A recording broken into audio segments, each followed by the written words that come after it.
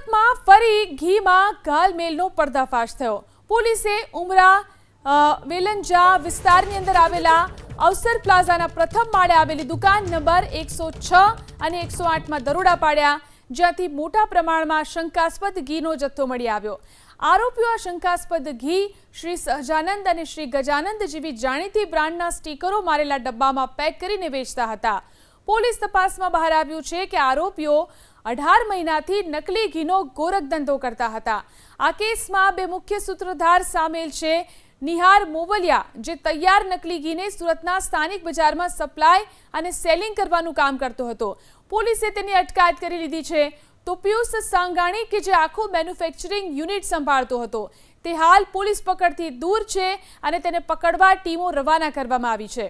પોલીસે દરોડા દરમિયાન કુલ 4 લાખથી વધુનો મુદ્દામાલ કબજે કર્યો, જેમાં 583 લીટર તૈયાર નકલી ઘી, 2200 નંગ ખાલી અને ભરેલા ડબ્બા, મોટા પ્રમાણમાં સોયાબીન તેલ, મશીનરી, વજન કાંટો સહિતનો મુદ્દામાલ જપ્ત કરવામાં આવ્યો છે। ટાટા ડેરી પ્રોડક્ટ નામની સંસ્થામાં શંકાસ્પદ ઘીનું ઉત્પાદન થઈ રહેલ છે, જેથી અમો અને ઉત્તરાયણ પોલીસ સાથે ત્યાં રેડ કરી અને ત્યાંથી શ્રી સહજાનંદ ગાયનું ઘી અને શ્રી ગજાનંદ ગાયનું ઘીના 2 નમૂનાઓ લઈ પૃથ્થકરણ સારું લેબોરેટરીમાં મોકલાવી આપવામાં આવે છે। તેમજ ત્યાંથી ત્યાં 582 કિલો જેટલો શંકાસ્પદ જથ્થો સીઝ કરવામાં આવેલ છે।